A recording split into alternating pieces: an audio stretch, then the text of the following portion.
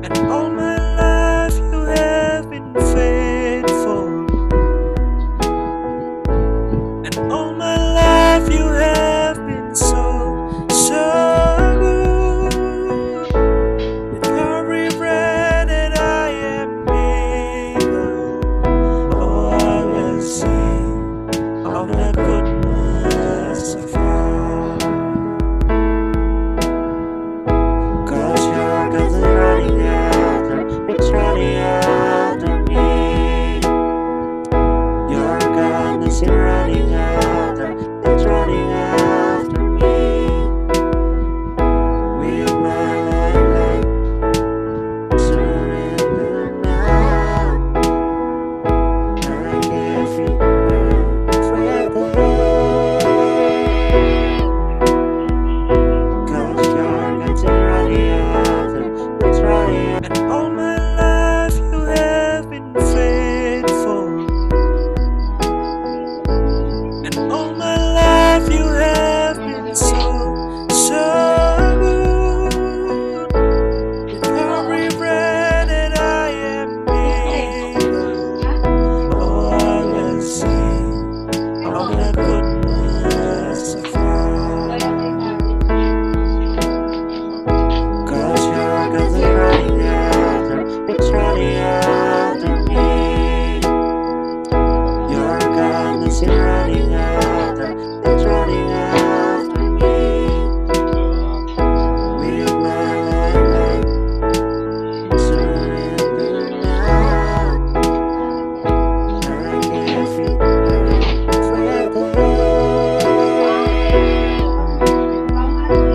your goodness is running after, it's running after. And all my life you have been faithful. And all my life you have been so good.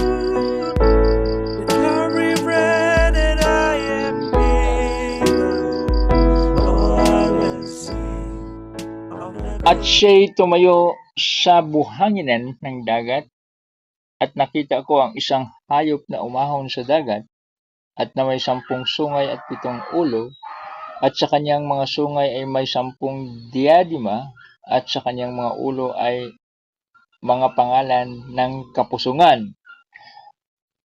Pangalawa, at ang hayop na aking nakita ay katulad ng leopardo, at ang kanyang mga paa ay gaya ng sa uso, at ang kanyang bibig ay gaya ng bibig ng leon, at ibinigay sa kanya ng dragon ang kanyang kapangyarihan at ang kanyang luklukan at dakilang kapamahalaan.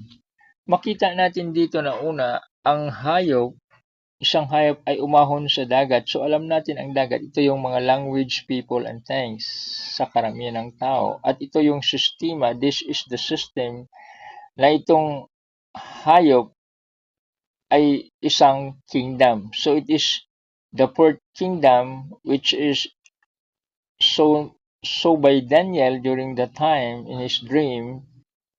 This is also the time of the Gentiles, this empire, that's fourth empire, which is called also the best in this revelation.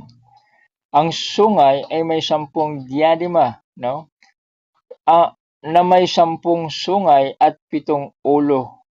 Ano itong 7 ulo? Ito yung mga unang mga kaharian ng panahon ni Nebuchadnezzar sa Medo and Persia, in Babylon, Medo and Persia, and Grecia, na kung saan mayroong 4 din na mga hari.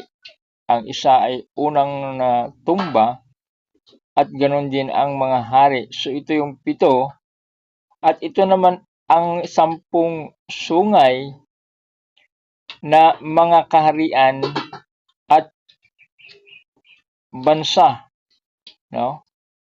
10 kings, 10 diadema,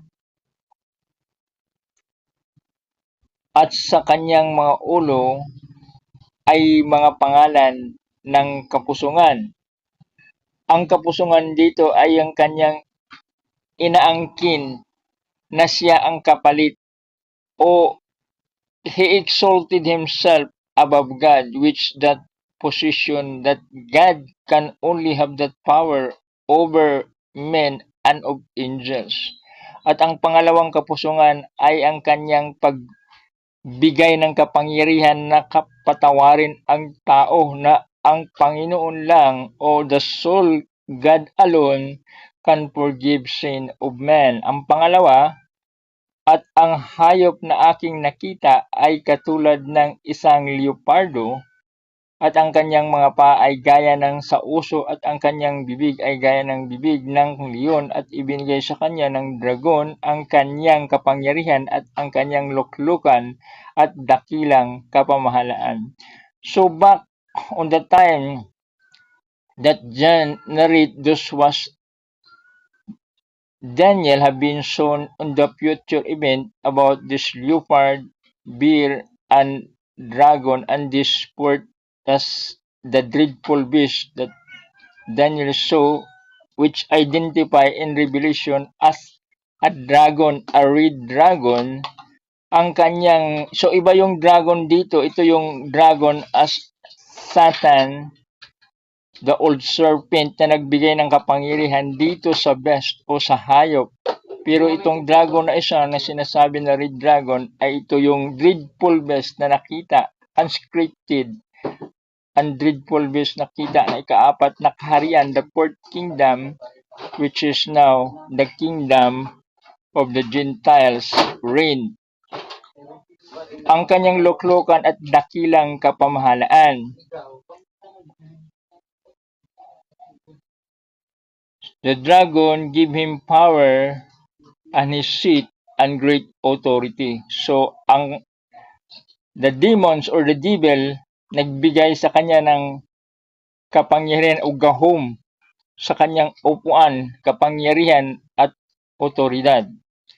Number 3, nakita ko ang isa sa kanyang mga ulo na waring sinugatan nang ikamatay, at ang kanyang sugat ay ikinamatay ay gumaling, at ang buong lupa nangingilas sa hayop.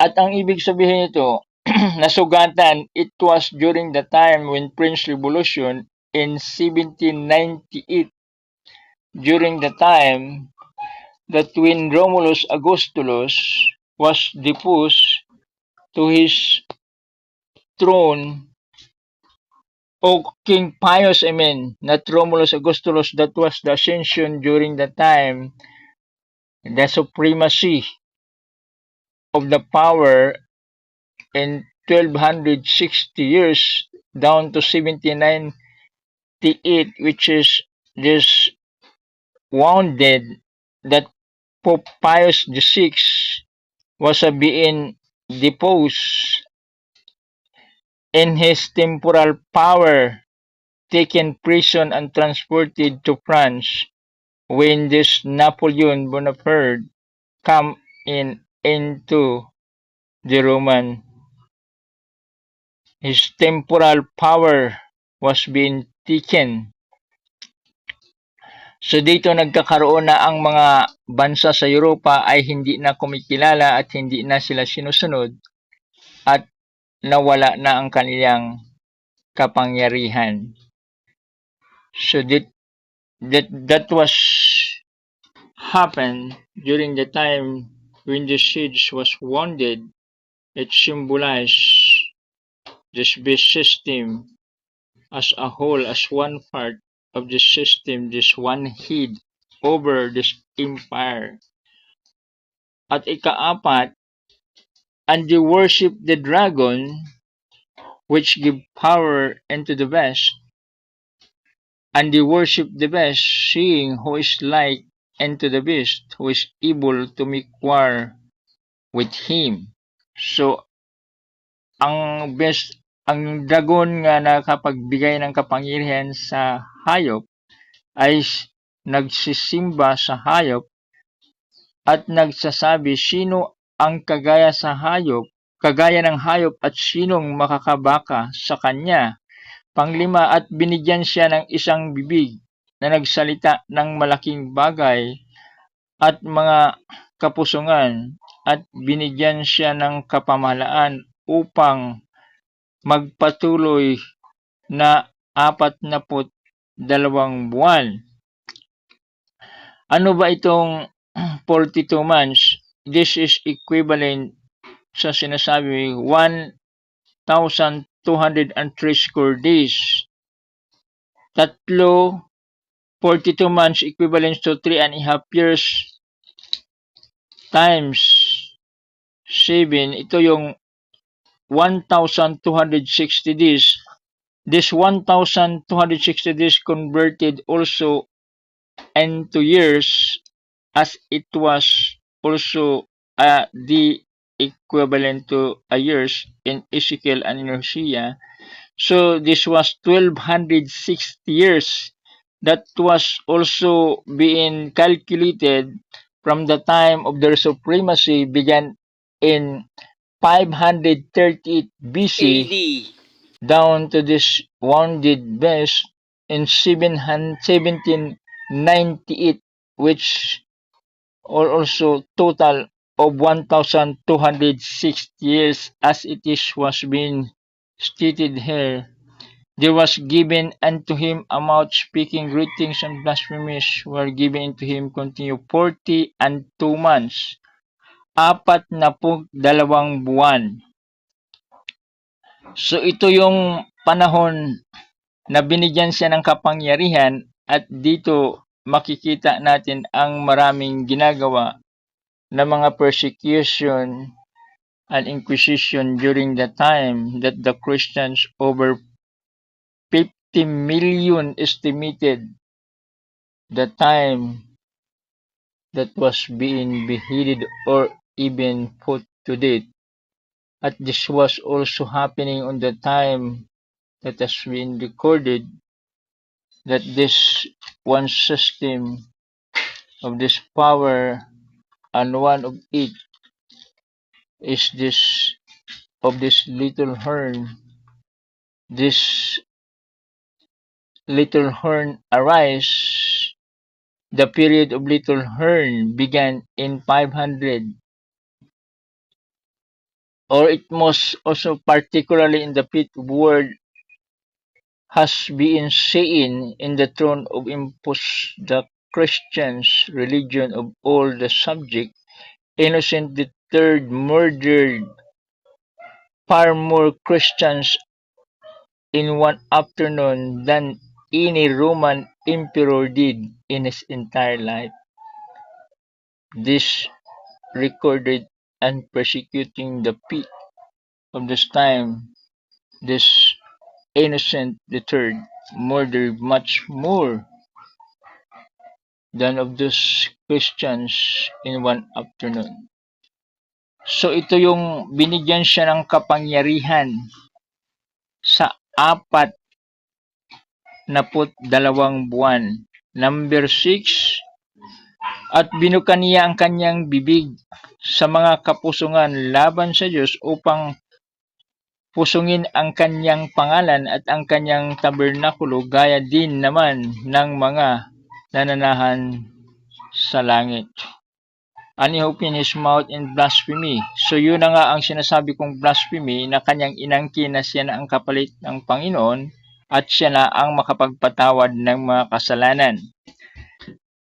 Pangpito, at ipinagkaloob sa kanya ng makipagbaka sa mga banal at pagtatagumpayan sila at binigyan siya ng kapamahalaan sa bawat angkan at bayan ng wika at bansa. So ito yung mga kapangyarihan na pinagkaloob binigay sa kanya dahil sa malawak niyang impluensya. Pangwalo, at ang lahat ng nananahan sa lupa at nagsisisimba sa kanya na ang kaniyang pangalan ay hindi nasusulat sa aklat ng buhay ng Kordero na pinatay, buhat ng itatag ang sanlibutan. Siyam, at kung ang sino man ay may pakinig, ay makinig. Sa siyam na tayo, kung sino man ang if any man have an ear, Let him hear. So dito na tayo sa pang-10. Kung ang sino man ay sa pagkabihag, paroon siya. Kung ang sino man ay papatay sa tabak at dapat siyang mamatay sa tabak, narito ang pagtitiyaga at ang pananampalataya ng mga banal. So ito yung sa tabak that was the best wounded during the time when they are being also attacked by the surge sa mga sandata sa tabak at ginamitan nila ng tabak ang mga banal at kanilang pinatay.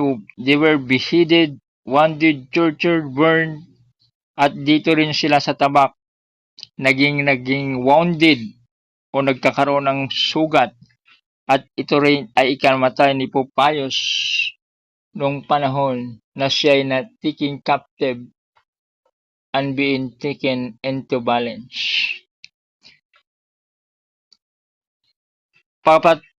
Pagtitiyaga ng panampalataya ng mga banal.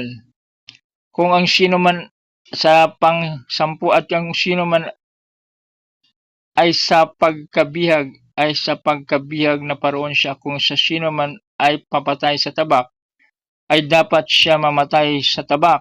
At narito ang pagtiyaga at ang panampalataya ng mga banal. So yun ang nangyayari. Kung ikaw ay nabuhay sa tabak, mamamatay ka rin sa tabak. Pang-11 at nakita ko ang ibang hayop na umaahon sa lupa at may 2 sungay na katulad ng sa isang kordero at siya ay nagsasalitang gaya ng dragon. So ito ang nakakaiba na kung saan ang pang-11 ay nakita natin na ang hayop na ito ay umahon sa lupa. Ang lahat ng hayop na 4 na hayop na nakita ni Daniel ay umahon sila galing sa dagat. Nanggaling sila sa dagat, pati na ang ika-4 na dragon o ito yung unscripted beast ni Daniel na sinasabi at sa Revelation ay ito yung red dragon na umahon sa dagat. At itong hayop na ito ay hindi galing sa dagat kundi siya ay galing sa lupa, no? Makita natin na kung saan mayroon siyang 2 sungay na katulad ng isang kordero at siya ay nagsasalita gaya ng dragon. Sa mga naririnig natin at mga nakikita ay nakikita rin natin ang interpretation nila at ito ay nagsimbolo ng bansang Amerika. The territory of the nation of America in chapter 12 na tinulungan niya ang isang babaeng na hinabol ng dragon at binukan niya ang kanyang bibig at tinulungan ang dragon. This was during the time that the church in Europe had been persecuted and they were being as a colony. Before they were come as a nation, they were only the territory, American territory in chapter 12 in the book of Revelation, and helped the woman. At nang sa panahon na nagkakaroon na ng constitution, ang Amerika sa 1798 na nakumpleto na nila at ito na yung tinatawag na naging bansa na sila na kung saan ang kanilang constitution ay nagpapatibay na nagbibigay ng liberty, religious freedom, and liberty sa mga taong pinipersecute, inquisition, and persecution that time that they were seeking refuge to the American territory as become a nation in 1798 as the Constitution was being completed. Dito nakikita natin na kung saan tumulong ang hayop at makikita naman din natin kung saan dito ang kabaliktaran sa pangyayari. No? Ang nangyari nakita ko ang ibang hayop na umahon sa lupa at may dalawang sungay at katulad ng isang kordero at siya'y nagsasalita ng gaya ng dragon. Ang kanyang pagsasalita, no? Ang hayop na ito ay isang napakabuting hayop dahil tinutulungan niya ang mga bansang inaapi, lalong-lalo na sa panahon ng communism, at siya'y tumutulong sa lahat ng mga bansa kung saan sa Korea, sa Pilipinas, sa mga bansang inaapi ng mga terorista, at ito'y nagsimbolo ng isang mabuting bansa at ang kanilang sinusunod ay ang salita ng Panginoon during the time they uphold the constitutions and the word of God in holding faith, freedom, and religious liberty, that during the time that the Constitution of America was being framed. At ito yung dalawang sungay na sinasabi rito, na ang sungay sa civil liberty at sa religious freedom, na kung saan ang teritoryo lamang ng Amerika ang mayroong ganun na klase na na-adapt rin ng Pilipinas sa freedom of religious liberty during the time of Commonwealth government ng panahon ni Manuel Quezon. This freedom and religious freedom, civil and religious liberty was being granted by the Constitution and has been adopted of our Philippines Constitution. So dito itong itong karniro na ito ay para siyang kordero na hayop na mapakabait siya, no? Pero ang nangyari dito at kanyang isinasagawa ang buong kapahamakan laban sa unang hayop.